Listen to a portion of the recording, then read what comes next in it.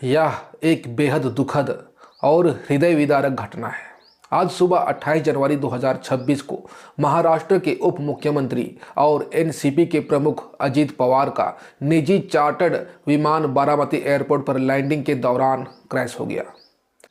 इस हादसे में अजीत पवार सहित विमान में सवार पांचों लोग, उनके पीएसओ, अटेंडेंट और 2 क्रू मेंबर की दुखद मौत हो गई। पूरा देश इस खबर से स्तब्ध और शोक में डूबा हुआ है।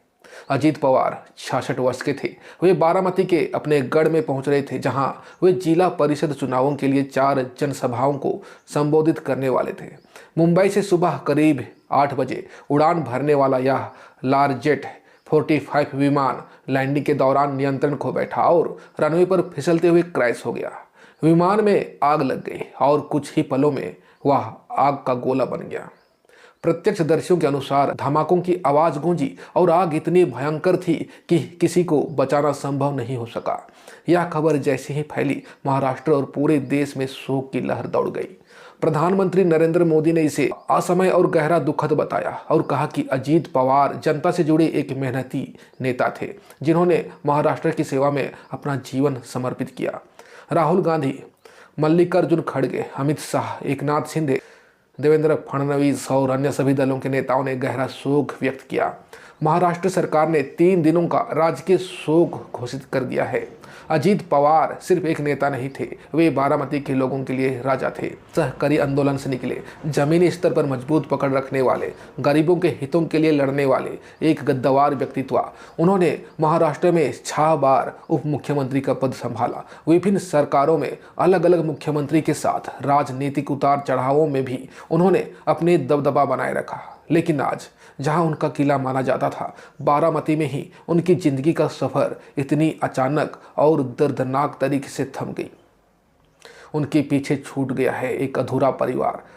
पत्नी सुनेत्र पवार जो राज्यसभा सांसद है, बेटे पार्थ और जय और पूरा पवार परिवार।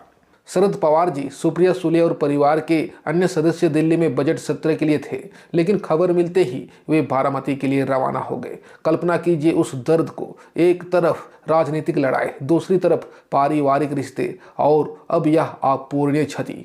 बारामती के अस्पताल के बाहर हजारों समर्थक रो रहे हैं फूट फूट कर। लोग कह रहे हैं अजीत दादा चले गए। बारामती सूना हो गया। हादसे की जांच AAIB, aircraft accident investigation bureau और DGCA कर रही है।